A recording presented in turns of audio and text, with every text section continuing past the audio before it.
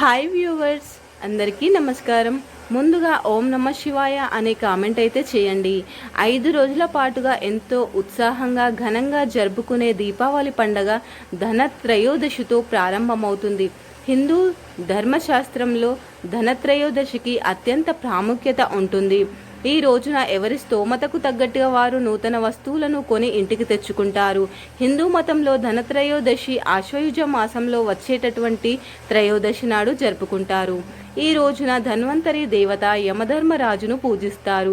ధనత్రయోదశి నాడు వెండి, బంగారం పాత్రలతో సహా కొన్ని వస్తువులను కొనుగోలు చేయడం అనేది చాలా శుభప్రదంగా పరిగణిస్తారు.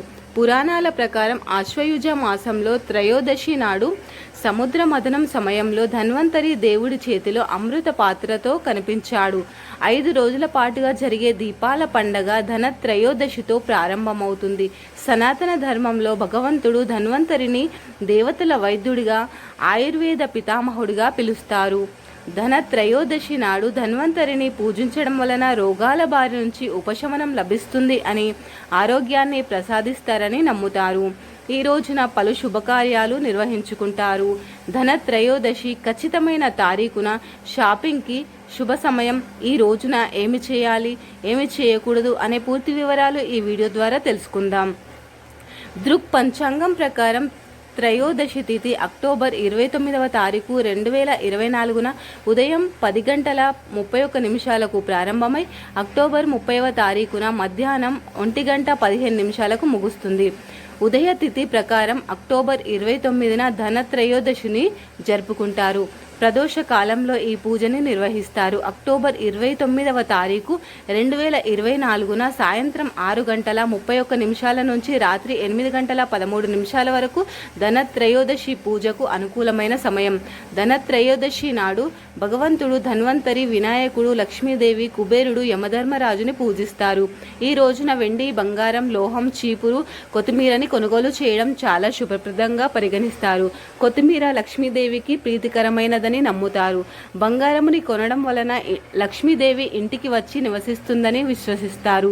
ఈ రోజున మృత్యు దేవుడైనటువంటి యమధర్మరాజుకు ప్రధాన ద్వారం వద్ద దీపాన్ని దానం చేస్తారు. ధనత్రయోదశి నాడు ఇంటిని శుభ్రం చేయడం పట్ల ప్రత్యేకమైనటువంటి శ్రద్ధను తీసుకోవాలి. ఖీర్, తెల్లని వస్త్రం మొదలైనటువంటి వాటిని దానం చేయడం శ్రేయస్కరం. ధన్తేరస్ సందర్భంగా నూతన చీపుర్ని కొని పూజిస్తారు. లక్ష్మీదేవి మరియు కుబేరుడు ఎంతగానో సంతోషించి సంపద వర్షం కురిపిస్తారని నమ్ముతారు. హిందూ శాస్త్రంలో ఈ రోజుకు ఎంతో ప్రాముఖ్యత ఉన్నది. ధనత్రయోదశి రోజున కొన్ని వస్తువులను కొని ఇంటికి తీసుకురావడం వలన సంవత్సరం అంతా కూడా డబ్బుకు ఎలాంటి కొదువ ఉండదు.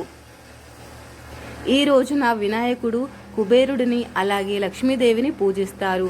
ధనత్రయోదశి రోజున లక్ష్మీదేవి ఆశీస్సులు లభిస్తాయి. ఈ రోజున బంగారము, వెండి ఆభరణాలు, నూతన పాత్రలను, ఎలక్ట్రానిక్ వస్తువులను కొనుగోలు చేసే సాంప్రదాయం శతాబ్దాలుగా కొనసాగుతుంది. కొన్ని వస్తువులను కొనుగోలు చేసి ఇంటికి తీసుకువస్తే సంపద అనేక రెట్లు పెరుగుతుందని విశ్వాసం. అలాగే వ్యక్తి జీవితంలో డబ్బుకి కొరతను ఎదుర్కోవాల్సినటువంటి అవసరం ఏమాత్రము ఉండదని నమ్ముతారు.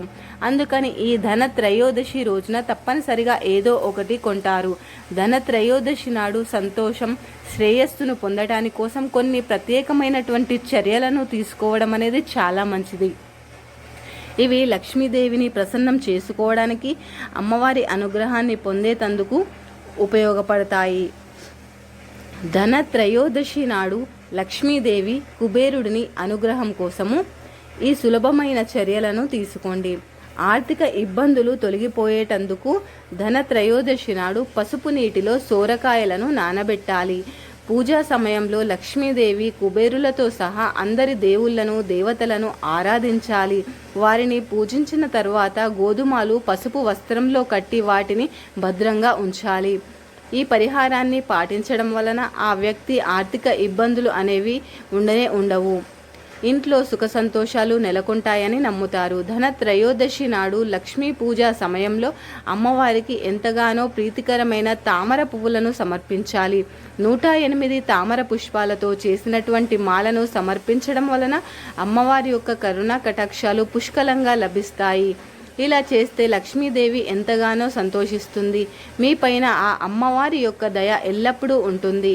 ధన త్రయోదశి నాడు ప్రదోష కాలంలో లక్ష్మీదేవి వినాయకుడితో పాటుగా తులసి మొక్కను పూజించాలి. తులసి కోట ముందర నెయ్యి దీపాన్ని వెలిగించాలి. ఏ ఇంట్లో అయితే ఆచారాల ప్రకారము తులసిని పూజిస్తారో ఆ ఇంట్లో లక్ష్మీదేవి నివసిస్తుందని నమ్ముతారు. పవిత్రమైనటువంటి ధన త్రయోదశి నాడు చీపురుని కొనడం చాలా శుభప్రదంగా భావిస్తారు. ఈ రోజున చీపురుని దానం కూడా చేస్తారు. ఇలా చేయడం వలన ఇంట్లో సుఖ సంతోషాలు నెలకొంటాయి. ఇంట్లో ఎల్లప్పుడూ సానుకూల వాతావరణం ఉంటుందని నమ్ముతారు. చీపురు లక్ష్మీదేవి స్వరూపంగా భావిస్తారు. అందుకని ఈ రోజున నూతన చీపురు తీసుకొస్తే లక్ష్మీదేవి సంతోషించి సంవత్సరం అంతా కూడా సంపదను పెంచి ఆశీర్వాదాలను అందిస్తుంది. దీపావళి సమయంలో 13 దీపాలను వెలిగించడం పవిత్రమైనదిగా భావిస్తారు. ఇలా చేయడం వలన కుటుంబ సభ్యులకు అనారోగ్య సమస్యలు, జాతకంలోని దోషాలన్నీ కూడా తొలగిపోయి సుఖ సంతోషాలు చేకూరుతాయని విశ్వాసం. లక్ష్మీదేవికి కొత్తిమీర ఎంతగానో ప్రీతికరమైనది. అందుకని పూజలో తప్పనిసరిగా కొత్తిమీరని సమర్పించాలి.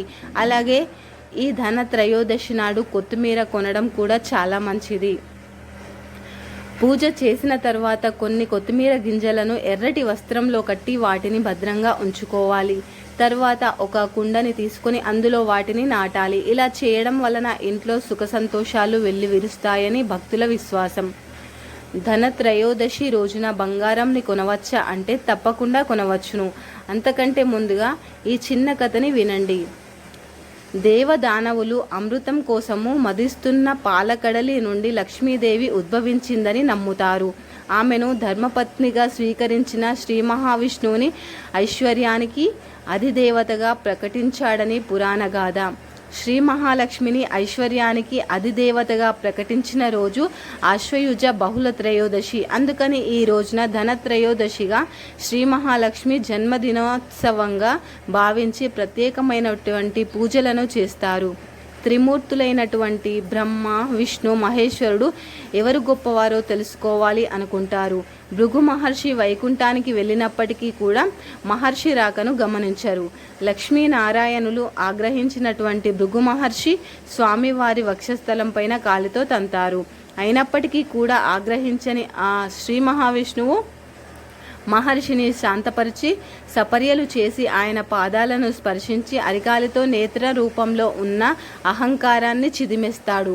అప్పుడు స్వామివారి శరణు కోరుతారు. మహర్షి అయితే తన నివాస స్థానం పైన మహర్షి కాలితో తన్నడం మహాలక్ష్మి కోపానికి కారణమవుతుంది. ఆ ఆగ్రహంతో ఆమె భూలోకానికి వెళ్ళిపోతుంది. అలా శ్రీ మహాలక్ష్మి భూలోకంలో అడుగుపెట్టిన ప్రదేశమే కొల్లాపూర్. అమ్మవారి వెనుకే వెళ్ళినటువంటి కుబేరుడు ప్రత్యేకమైనటువంటి పూజలను చేసి లక్ష్మి అనుగ్రహానికి పాత్రుడై సకల సంపదలను పొందాడు. వైకుంఠం వీడి శ్రీ మహాలక్ష్మి భూలోకానికి వచ్చే ఈ రోజే ధన త్రయోదశి అని లక్ష్మీ రాకను ఆహ్వానిస్తూ ప్రత్యేకమైనటువంటి పూజలను చేస్తారు. ధన త్రయోదశిని యమ త్రయోదశిగా కూడా జరుపుకుంటారు. దీని వెనుక కూడా ఒక కథ ఆచారంలో ఉంది. ఒక రాకుమారుడిని వరించి వివాహానికి సిద్ధమైన ఆమెతో ఆ రాకుమారుడు పెళ్లి జరిగిన 4వ రోజుననే చనిపోతాడని జ్యోతిష్య శాస్త్ర పండితులు చెప్తారు. అయినప్పటికీ కూడా తననే వరించానని వివాహం చేసుకుంటానని భీష్మించుకొని కూర్చుంటుంది ఆ వధువు. వివాహం జరిగిపోతుంది. సరిగ్గా 4వ రోజున ఆ రాకుమారుడి యొక్క గది బయట బంగారు నగలు, ఇతర ఆభరణాలు రాశులుగా పోసి దీపాలను వెలిగిస్తుంది. శ్రీ మహాలక్ష్మిని ధ్యానిస్తుంది. అదే సమయానికి రాకుమారుడి ప్రాణాలను తీసుకువెళ్లేందుకు పాము రూపంలో వచ్చినటువంటి యముడు నగలపైన పడిన కాంతి రాకుమారి పాటలకు మైమర్చిపోతాడు. అలా మృత్యు గడియలు దాటిపోవడంతో వెనుదిరగాల్సి వచ్చిందని మరో కథనం. అందుకని ధన త్రయోదశి రోజున బంగారు ఆభరణాలను కొనుగోలు చేసైనా సరే లేదా ఇంట్లో ఉండే ఆభరణాలతో అయినా సరే రాశులుగా పోసి దీపాలను వెలిగించడం ద్వారా అపమృత్యు దోషాలు తొలగిపోతాయని చెబుతారు. వైద్యులకు ఆద్యుడైనటువంటి ధన్వంతరి జయంతి కూడా ధన త్రయోదశి రోజే. వైద్య వృత్తిలో ఉండేవారు ఈ రోజు ప్రత్యేకమైన పూజలను చేస్తారు. శ్రీ మహావిష్ణువు వామన అవతారం ధరించి బలిని పాతాళానికి తొక్కేసిన రోజు కూడా ఈ రోజే అని, అందుకని ఈ రోజుని త్రివిక్రమ త్రయోదశి అని కూడా పిలుస్తారు. ఇంకా ఐశ్వర్య త్రయోదశి, కుబేర త్రయోదశి అని కూడా పిలుస్తారు. ఉత్తరాదిన పలు ప్రాంతాల్లో ధన త్రయోదశిని ఘనంగా జరుపుకుంటారు. ఈ రోజున చేసే పూజలు, జపాలు, దానాలు విశేష ఫలితాలను ఇస్తాయని పండితులు చెప్తున్నారు. ధన త్రయోదశి నాడు అసలు చేయకూడని పనులు ఏమిటి అంటే, ధన త్రయోదశి నాడు గృహోపకరణాలు అమ్మకూడదు. అలాగే మాంసం, మద్యంతో సహా తామసిక ఆహారాన్ని తీసుకోకుండా ఉండాలి. ఈ రోజున బ్లాక్ కలర్ బట్టలను కానీ లేదా వస్తువులను కానీ అస్సలు కొనుగోలు చేయకూడదు. ధనత్రయోదశి నాడు ఇంట్లో ఏ మూలాన కూడా చీకటిగా మాత్రం అస్సలు ఉండకూడదు. ఈ రోజున ఇంట్లోని ప్రతి మూలలో పరిశుభ్రత, మంచి వెలుతురుపై ప్రత్యేక శ్రద్ధని వహించండి. రుణముని ఇవ్వడం ఈ రోజున మానుకోవాలి. ఈ వీడియో కనుక మీకు నచ్చినట్టయితే లైక్ చేయండి, షేర్ చేయండి. ఓం నమ శివాయ అని చిన్న కామెంట్ పెట్టండి. అలాగే సబ్స్క్రైబ్ చేసుకోవడం మర్చిపోకండి ఫ్రెండ్స్. ధన్యవాదములు.